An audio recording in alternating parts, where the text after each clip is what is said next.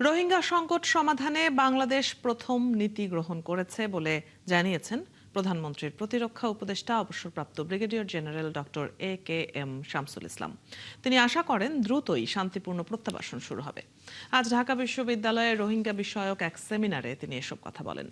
নূরনবী সরকারের প্রতিবেদন।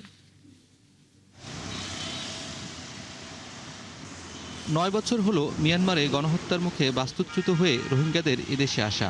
এরপর থেকে কক্সবাজারের শরণার্থী শিবিরে বাসকরাদের সংখ্যা 12 লাখের বেশি। দীর্ঘ সময়ে শুরু হয়নি প্রত্যাবাসন। এরপর মিয়ানমার বলছে তারা 3 লাখ রোহিঙ্গাকে ফেরত নেবে। জবাবে বাংলাদেশ সরকার জানায় সকল রোহিঙ্গাকে নিতেই হবে। এমন বাস্তবতায় ঢাকা বিশ্ববিদ্যালয়ে জেনোসাইড সেন্টারের আয়োজনে অনুষ্ঠিত হলো রোহিঙ্গা সংকট ও প্রত্যাবাসন চ্যালেঞ্জ নিয়ে এক সেমিনার। এতে অংশ নেন গবেষক ও কূটনীতিকরা। সেমিনারে প্রধান অতিথি ছিলেন প্রধানমন্ত্রীর প্রতিরক্ষা উপদেষ্টা অবসরপ্রাপ্ত brigadier general doctor A K M. Shamsul Islam. তিনি জানান, বাংলাদেশ ফার্স্ট নীতিতে প্রত্যাবাসনের মাধ্যমে এই সংকটের সমাধানে কাজ করছে সরকার।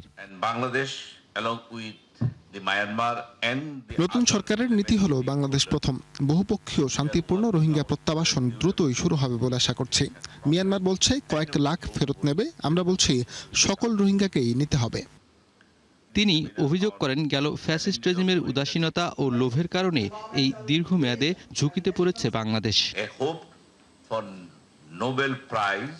ফ্যাসিস্ট রেজিমের ক্ষমতায় টিকে থাকা ও নোবেল পুরস্কারের লোভে রোহিঙ্গারা এদেশে ঢুকতে পেরেছে। ফ্যাসিস্ট রেজিম রোহিঙ্গা প্রত্যাবাসনে ছিল উদাসীন। এখন রোহিঙ্গাদের কারণে নানা ইস্যুতে ঝুঁকিতে বাংলাদেশ। দায়ী ফ্যাসিস্ট রেজিম।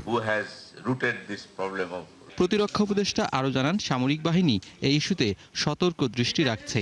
দেশের প্রয়োজনে তারা যে কোনো কাজ করতে প্রস্তুত। নূরনবী সরকার, ৭১, ঢাকা।